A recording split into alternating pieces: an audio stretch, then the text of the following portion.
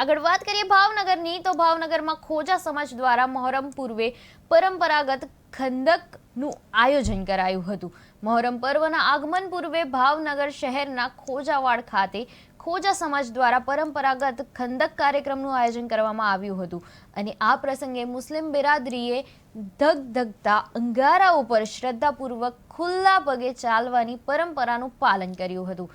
હઝરત ઇમામ હુસૈનના બલિદાનની યાદમાં મનાવતા મહોરમના શોક પર્વ પહેલા ખોજાવાડમાં એક ખાડામાં અંગારા તૈયાર કરવામાં આવ્યા હતા।